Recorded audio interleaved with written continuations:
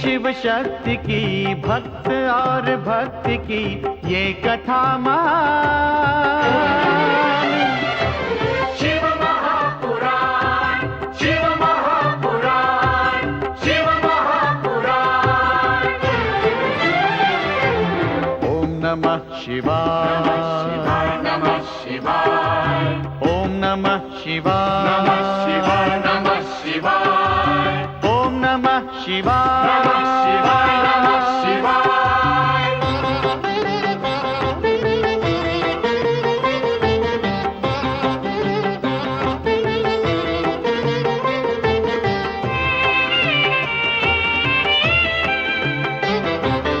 आशुतोष नीलकंठ शंभु अविनाशी, गंगाधर महादेव जो है कैलाशी।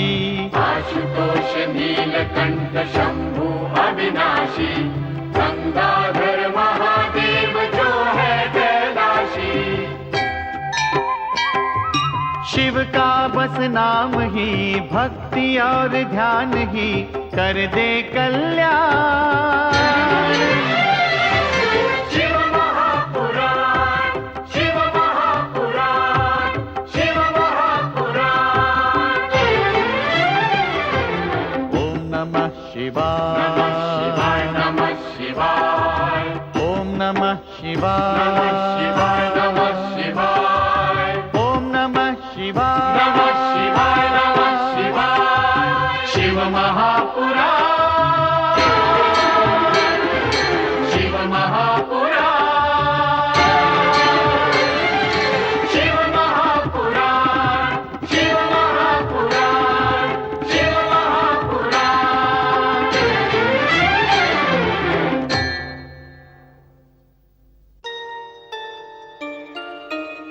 पर्वतराज हिमालय के भव्य प्रासाद में राजकुमारी पार्वती का जन्मोत्सव राज परिवार तथा उत्फुल्ल प्रजाजनों द्वारा धूमधाम से मनाया जाता है। आकाश से दिव्य पुष्पों की वर्षा को देखकर जिस प्रकार प्राणी मात्र का मन प्रफुल्लित हो उठता है, उसी प्रकार भैली फुलवा की बरखा हमार आंगना के गीत गुंजन की धुन में हिमालय राज के आंगन में कई चरण एक साथ थिरक उठते हैं। सारा वातावरण आनंद विभोर हो उठता है। इस बीच कैलाश पर शिव के तप्त श्वेत बिंदु से रक्तवर्णी मंगल एक शिशु के रूप में जन्म ग्रहण कर चुका था।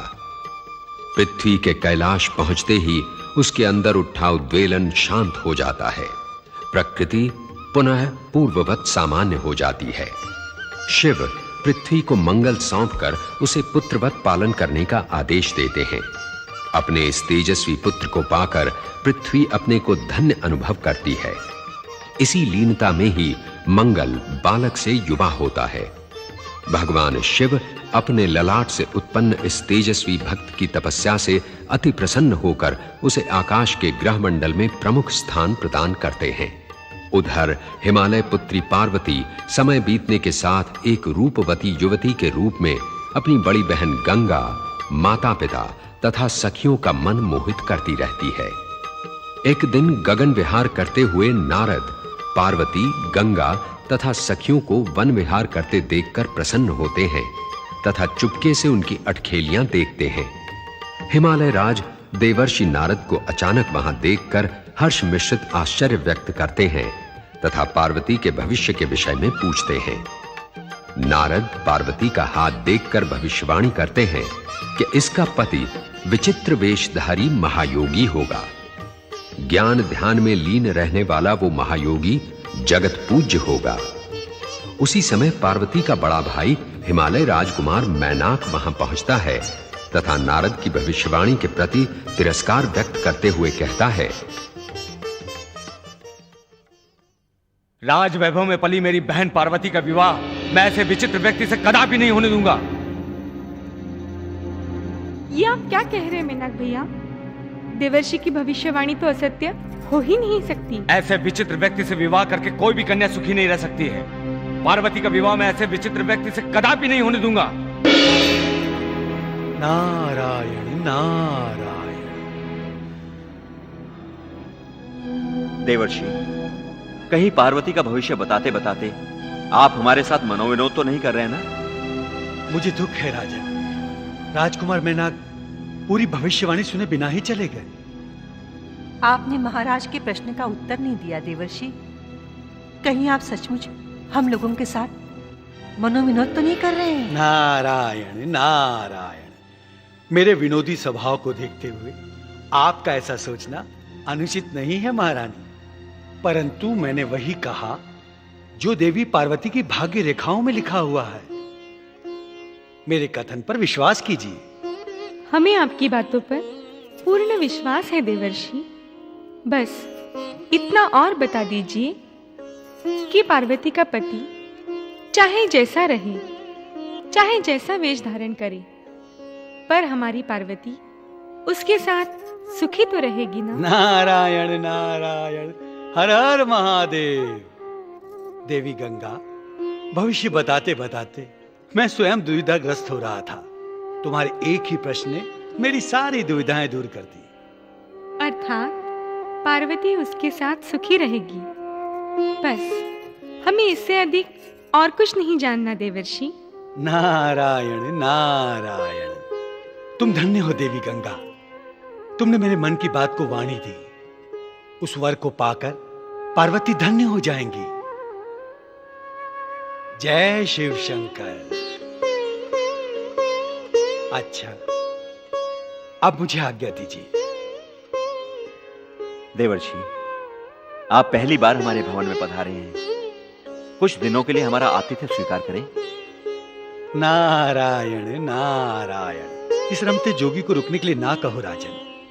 देवी गंगा तथा पार्वती के दर्शनों की अभिलाषा पूर्ण हुई। जो थोड़ा कुछ भविष्य का ज्ञान था वो भी बता दिया। अब आज्ञा दीजिए। जैसी आपकी आज्ञा देवर्षि। आप शीघ्र ही पधारिएगा। देवर्षि, आपके दर्शन अब फिर कब होंगे? देवी, जब आवश्यकता होगी मैं उपस्थित हो जाऊंगा। नारायण नारायण। नारायण नारायण। किस आनंद की कल्पना में डूबे हैं मुनिवर। जिस वीणा और खड़ताल को सुनने के लिए तीनों लोग लालायित रहते हैं, उसी को भूल गए आप मुनिवर। सत्य कह रही हो देवी गंगा। पार्वती की भाग्य रेखा देखकर सचमुच मैं भविष्य की कल्पना में डूब गया था। हर हर महादेव। प्रणाम मुनिवर। भजमन नारायण नारायण नारायण, श्रीमन नारायण नारायण।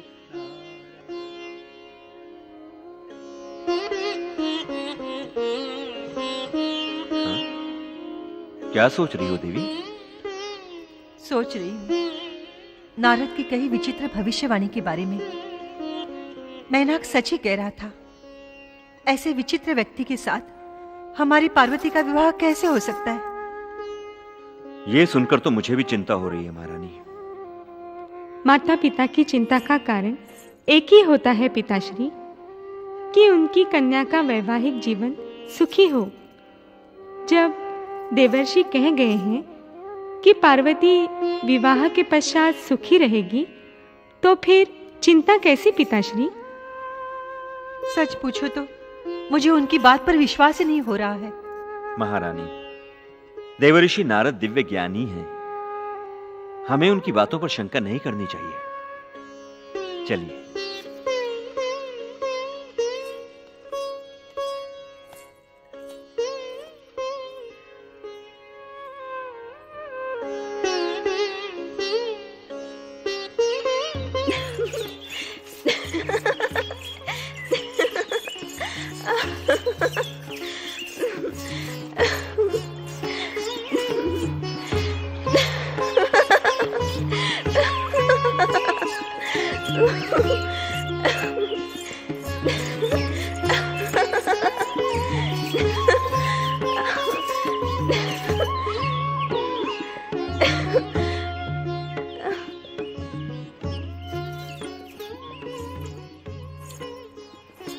वे आयुनिज तथा अजन्मा होंगे। माता पिता नहीं, कुल वंश का पता नहीं। मेरे आराध्य नारद मुनि ने तो मुझे सब कुछ बता दिया, किंतु आपका नाम नहीं बताया। ऐसा क्यों प्रभु? जय शिव शंकर। नारायण नारायण। हर हर महादेव। प्रणाम देवर्षि। देवी पार्वती, क्या सोच रही हो? मैं तो बस यूं ही। अपने होने वाले पति के बारे में सोच रही हो ना? तुम्हारे माता पिता के सम्मुख मैंने जानबूझकर महादेव का नाम नहीं लिया। मन ही मन स्मरण करके उन्हें प्रणाम किया। महादेव? हाँ पार्वती, देवादिदेव महादेव ही तुम्हारे परम पूज्य होंगे। देवर्षि, मैंने स्वप्न में बार बार उन्हें देखा है। उनकी दिव्य छवि देखकर मैं बार बार नतमस्तक हुई हूँ। हर हर महादेव।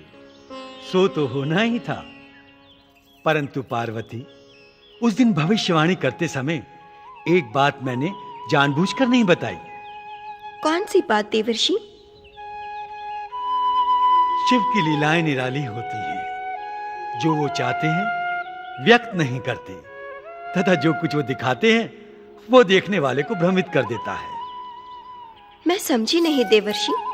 पार्वती, उनकी लीला का रहस्य समझने में कभी कभी मैं स्वयं भी भ्रमित हो जाता हूं। इसलिए सब कुछ तुम्हें स्पष्ट नहीं बता सकता, परंतु इतना अवश्य कह सकता हूं कि वैरागी शिव के मन में अनुराग जगाना यदि असंभव नहीं तो कठिन अवश्य है। यदि संकल्प में दृढ़ता हो तो कुछ भी असंभव नहीं देवर्षि। कभी कभी कठिनाइयों में भी कामना पूर्ति का आभास होता है। यदि उन्हें प्राप्त करना असंभव होता तो वे बार बार मेरे स्वप्न में आकर आशा की किरण क्यों जगाते? यही तो उनकी लीला है पार्वती। मन से आंख बिछोली खेलना उनका प्रिय विनोद है। भोलेनाथ की यही खेल तो सबको भरमाते हैं। परंतु मैं भ्रम में रहना नहीं चाहती देवर्षि। तुम्हारा भ्रम निश्चय में बदल जाए, तुम्हारी आराधना में नई शक्ति उत्पन्न हो, इसी का उपाय बताने के लिए तो मैं यहां आया हूं। देवर्षि, क्या है वो उपाय? हर हर महादेव।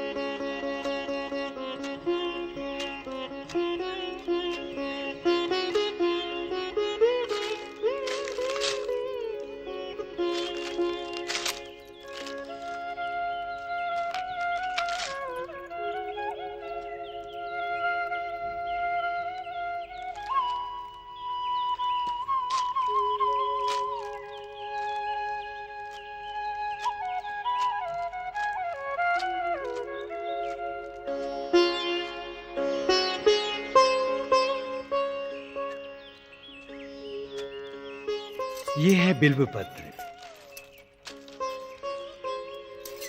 ये भगवान शिव को अत्यंत प्रिय हैं।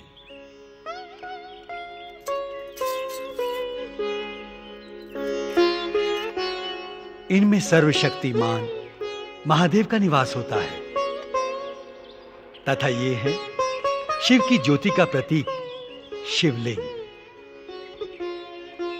शिव को की गई पूजा आराधना सीधी शिव को पहुंचती है। इन बिल्व पत्रों से शिव की अर्चना करो।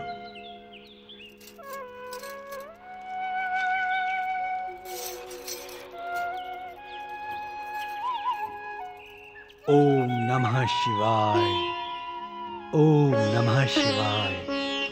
इस पंचाक्षर मंत्र का नित्य स्मरण एवं जाप करो। ओम नमः शिवाय, ओम नमः शिवाय।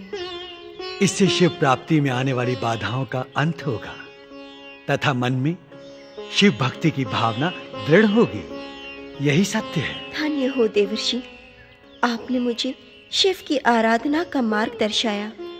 मैं आपका यह उपकार कदापि नहीं भूलूंगी। नारायण नारायण। ये क्या कह रही हो पार्वती? मैंने तुम पर कोई उपकार नहीं किया। मैंने तो शिव सेवा का कर्तव्य निभाया है। अच्छा, अब आज्ञा दो। हर हर महादेव, जय शिव शंकर। भजमन नारायण नारायण नारायण। नारद मुनि, क्या आप भगवान शंकर का आदेश लेकर आए थे मेरे पास? धन्य हो शिव शंकर, आपकी लीला अपरंपार है।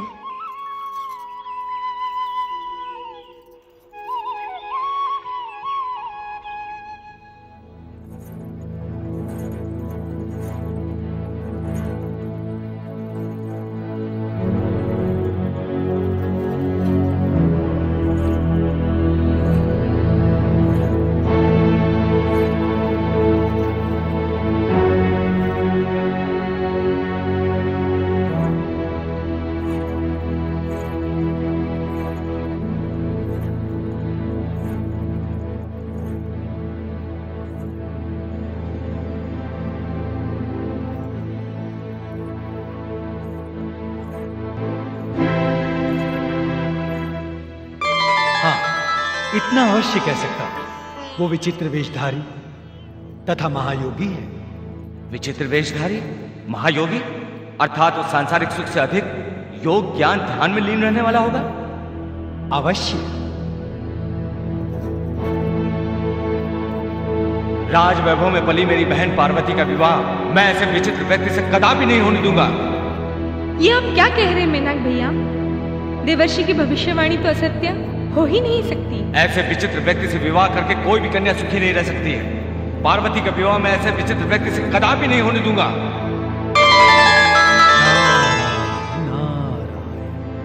नहीं नहीं, ये संभव नहीं हो सकता। ये संभव नहीं हो सकता। नहीं नहीं, ऐसा नहीं हो सकता। ये असंभव है। क्या संभव नहीं?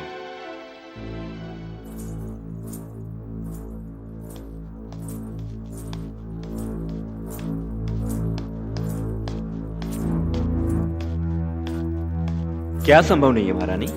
स्वामी, हमारी पार्वती का पति एक योगी नहीं हो सकता, कदापि नहीं हो सकता। हम भी यही सोच रहे हैं महारानी। नारद मुनि ने एक ऐसी भविष्यवाणी कर दी। स्वामी, नारद मुनि अपने विनोद के लिए प्रसिद्ध हैं। कहीं उन्होंने हमारे साथ विनोद तो नहीं किया?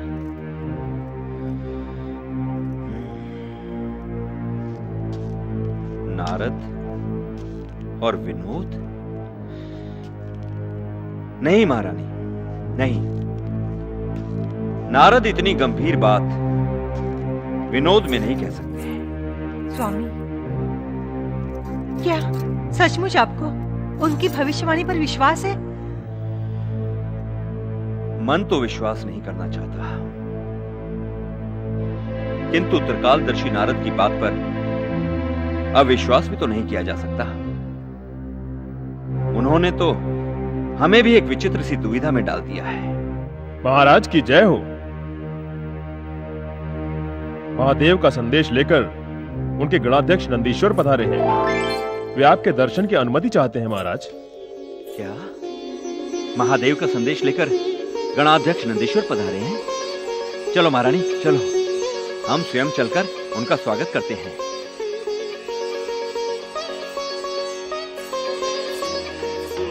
महाराज हिमालय राज को नंदीश्वर का प्रणाम स्वीकार हो।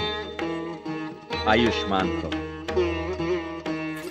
गणाध्यक्ष नंदीश्वर, हिमालय भवन में आपका स्वागत है। आइए पधारिए। महाराज, हमारे प्रभु शिवशंकर हिमालय पर पधारे हैं। हम उनका संदेश लेकर आपकी सेवा में उपस्थित हुए हैं। क्या महादेव हिमालय पर पधारे हैं? हाँ महाराज। हमारे अहो भाग्य है।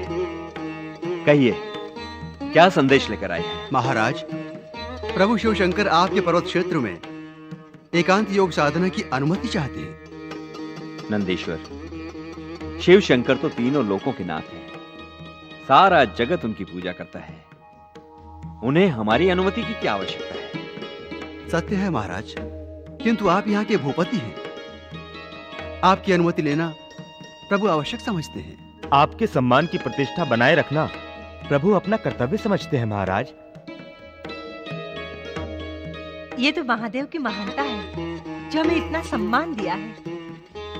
आप हमारी ओर से महादेव से निवेदन कीजिए कि वे राजभवन में पधारकर हमारा आतिथ्य स्वीकार करें। नहीं नहीं महारानी, महायोगी शिव राजभवन में आपके अतिथि बनकर कैसे रह सकते हैं? एकांत योग समाधि के लिए ही शिव शंकर ने कैलाश का त्याग किया है महारानी। नंदीश्वर, महादेव से कहिए कि उनके आगमन से हिमालय धन्य हुआ। वे पर्वत पर रहें या भवन में निवास करें, वे हमारे आदरणीय अतिथि हैं। उनकी संपूर्ण सुविधाओं का प्रबंध करने के लिए हम स्वयं उनकी सेवा में उपस्थित होंगे। जो आज्ञा महाराज। अब हमें आज्ञा दीजिए।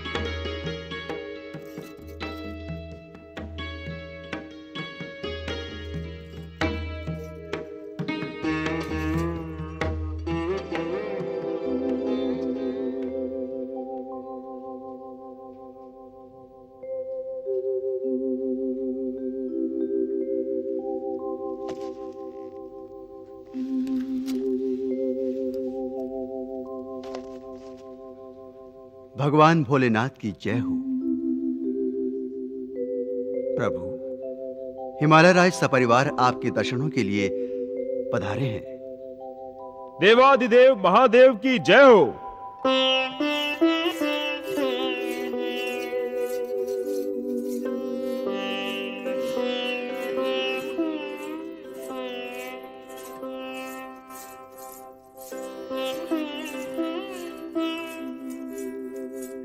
प्रणाम शिवशंकर।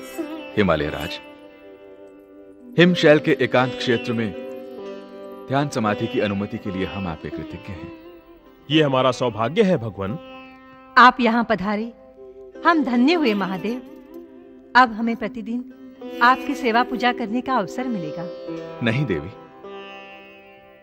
हम तो यहाँ एकांत की कामना लेकर आए हैं। हमें किसी की सेवा पूजा की आवश्यकता नहीं है। आपकी आराधना हमारा अधिकार है शिवशंकर, हमें सेवा से वंचित न कीजिए। राजकुमार मैनाक, क्या आप चाहते हैं कि हमारी ध्यान समाधि में विघ्न पड़े? नहीं शिवशंकर, ऐसा कदापि नहीं होगा। हमारी ये दो पुत्रियां गंगा तथा पार्वती शांतिपूर्वक आपकी सेवा करके यहां से चली जाएंगी। इससे आपके एकांत में किसी प्रकार की बाधा नहीं पहुंचेगी। देवी, आवागमन से एकांत भंग होता है। हिमालय राज, कृपया ऐसा प्रबंध कीजिए जिससे यह क्षेत्र हमारी ध्यान समाधि के लिए सुरक्षित रहे। यहां किसी का प्रवेश ना हो सके। ऐसा ही होगा भगवान। अब हमें आज्ञा दीजिए।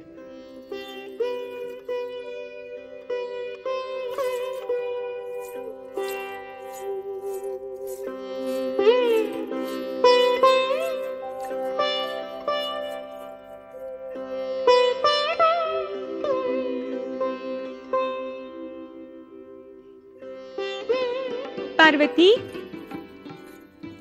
अरे पार्वती तो यहाँ बैठी है। पार्वती, यहाँ अकेले एकांत में बैठे क्या सोच रही हो बहना? बस कुछ नहीं दीदी, मैं तो यूं ही यहाँ एकांत में बैठी हुई थी।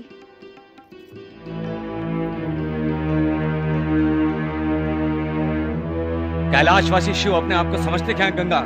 एक विनम्र नरेश की उदारता का ऐसा अपमान? भैया, उन्होंने हमारा कोई अपमान नहीं किया। पिताश्री से पहले ही एकांत समाधि की अनुमति लेकर उन्होंने हमारा सम्मान बढ़ाया है। उन्होंने कोई अभिमान भी नहीं दिखाया भैया। वे एकांत पाने के लिए ही तो कैलाश छोड़कर यहाँ पधारे हैं। पार्वती सत्य कह रही है मेनाक भैया। शिव हम सबके पूज्य हैं। उनके प्रति ऐसी बात सोचना भी पाप है। पिताश्री ने हमारे राज्य में रहने का उनके अनुरोध को स्वीकार किया। हम सब ने जाकर उनके प्रति आदर सम्मान व्यक्त किया, परंतु उन्होंने हमारे साथ ऐसा व्यवहार किया जो कदापि उचित नहीं था। यदि वो एकांत चाहते हैं तो बैठे रहे उस एकांत में, हमें भी नहीं पड़ी उनका एकांत भंग करने की। मैनाक, अब चुप भी हो जाओ मैनाक। वे महादेव हैं। उन्होंने हमारा आतिथ्य स्वीकार करके हमारा गौरव बढ़ाया है। पुत्र शांत हो जाओ, अब हम में से वहां कोई नहीं जाएगा। माते, अतिथि जो चाहे कहे, अतिथि को उसकी सुख सुविधा का ध्यान तो रखना ही होगा। पिताश्री, शिवजी की इच्छा के अनुसार आपको इस बात की व्यवस्था करनी होगी कि उनकी एकांत ध्यान समाधि में कोई बाधा न पहुंचे। अवश्य अवश्य, इस बात का ध्यान रखना हमारा कर्तव्य है गंगा। तुम निश्चिंत रहो। चले।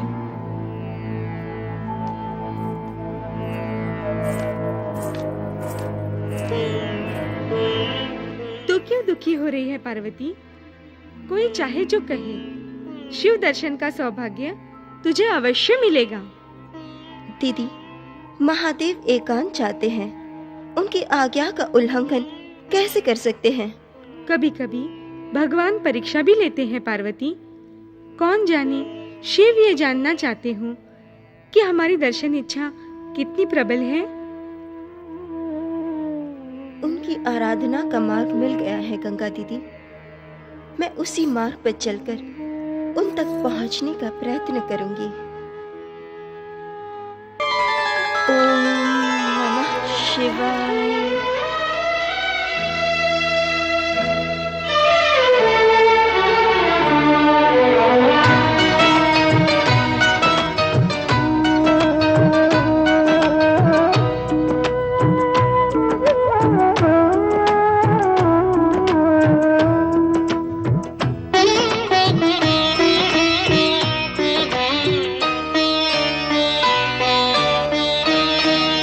स्वामी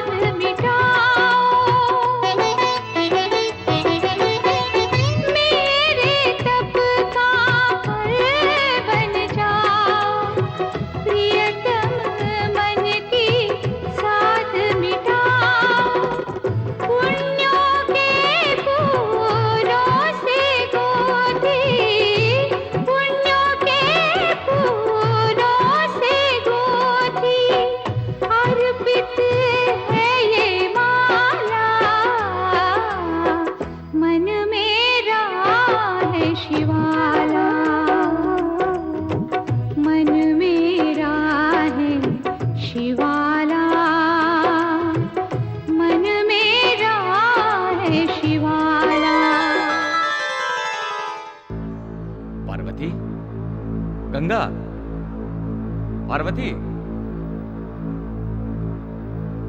गंगा, पार्वती। प्रणाम राजकुमार। सगुणा, ये गंगा पार्वती कहाँ है? वो देखिए, देवी गंगा इधर ही पधार रही हैं। गंगा,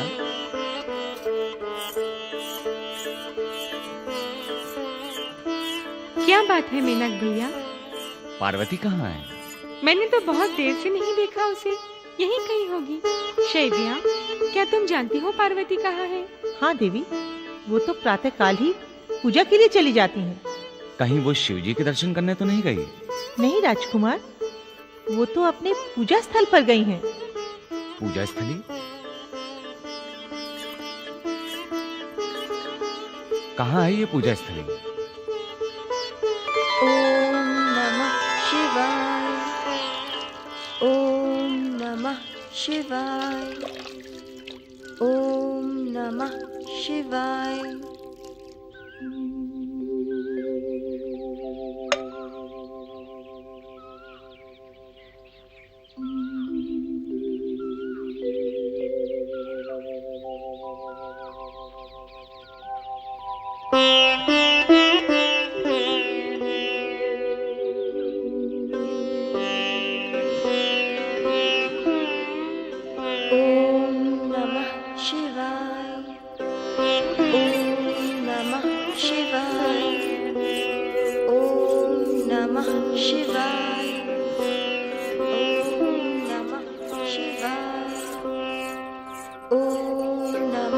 ये रही पार्वती। पार्वती, मेनाक भैया, आप यहाँ? इस पत्थर को पूछकर तुम समझ रही हो कि वो अभिमानी एकांत प्रिय शिव तुम पर प्रसन्न हो जाएंगे? ये पत्थर नहीं है भैया। मैंने मन ही मन इसमें अपने आराध्य शिव की प्रतिष्ठा की है। ये मेरे लिए साक्षात शिव के समान है। शिव के प्रति ऐसी कठोर भाषा का प्रयोग न करें। क्यों अपना अमूल्य समय नष्ट करने पर तुली हो? शिव की आराधना व्यर्थ पार्वती। वो एकांत में समाधि लगा के स्वयं पाषाण बन गए हैं। नारद मुनि की भविष्यवाणी के अनुसार मैंने शिव को ही अपना सर्वस्व माना है। अब वो ही मेरे लिए सब कुछ है। मेरा मन कहता है कि एक न एक दिन शिव मेरी प्रार्थना अवश्य स्वीकार करेंगे। पार्वती, तुम्हारे भोलेपन पर मुझे क्षोभ तो हो ही रहा है, दया भी आ रही। छोड़ दो ये बावलापन। तुम जैसी सर्वगुण संपन्न राजकन्या का पति एक राजकुमार ही हो सकता है। अब मैं शिव के अतिरिक्त किसी और के विषय में सोच भी नहीं सकती। नारद मुनि ने तुम्हें भ्रमित कर दिया है, परंतु मैं इस भ्रम को कदापि बढ़ावा नहीं दूंगा। जो होना है सो होकर रहेगा भैया।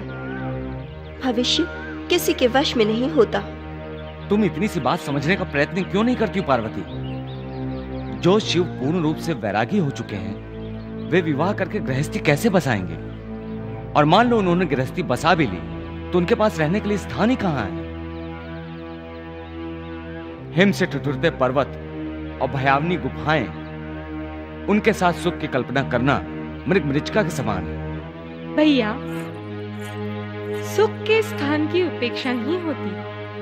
पार्वती को शिव के साथ सुखी रहना है तो ये स्थान उसके सुख को सहारा देंगे। देवर्षि नारद की भविष्यवाणी पर मुझे पार्वती के समान ही अटल विश्वास है। मैं आपसे विनती करती हूँ भैया, इसकी पूजा में विघ्न डालकर आप पाप के भागी न बने। शिव को वरण करने के पार्वती की हट का मैं कभी अनुमोदन नहीं करूंगा। पिताश्री मौन रह सकते हैं, परंतु मैं कदापि मौन नहीं रहूंगा।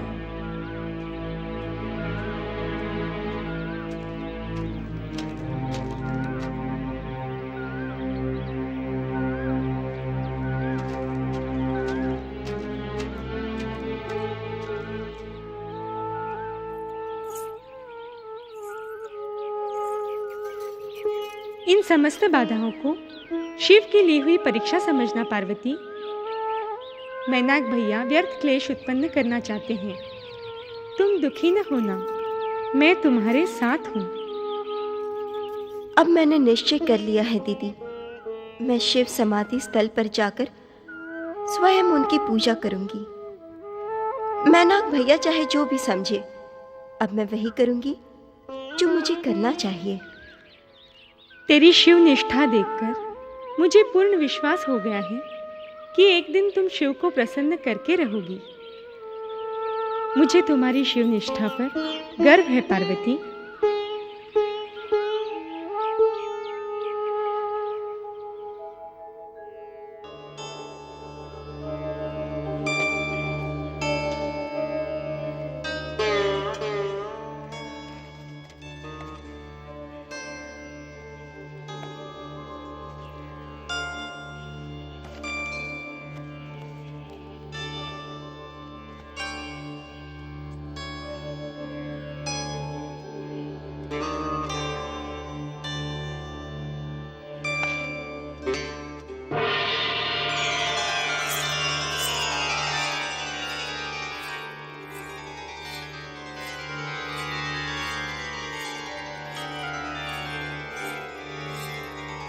प्रणाम देवी, आप?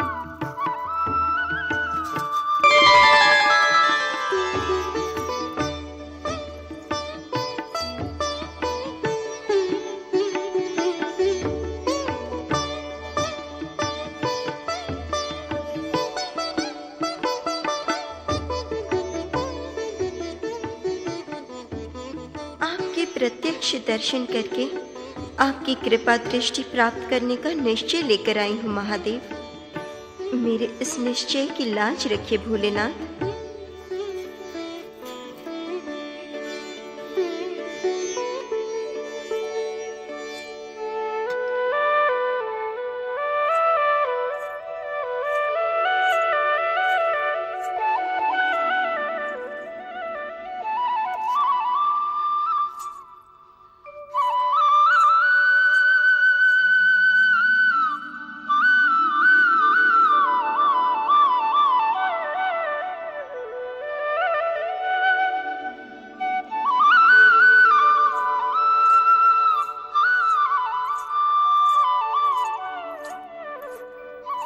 सखी, ध्यान में लीन मौन शिवशंकर क्या तुम्हारी मौन प्रार्थना सुनेंगे?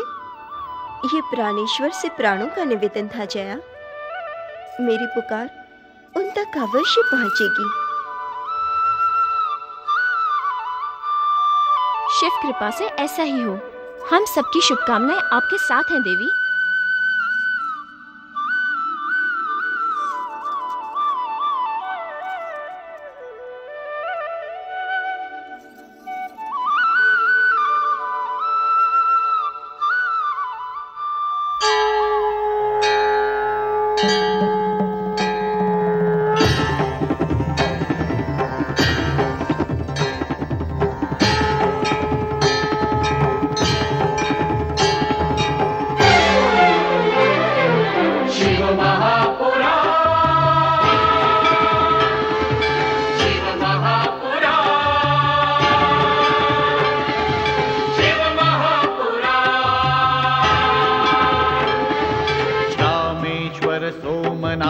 जय भीमा शंकर, महाकाल वैद्यनाथ जय केदारेश्वर।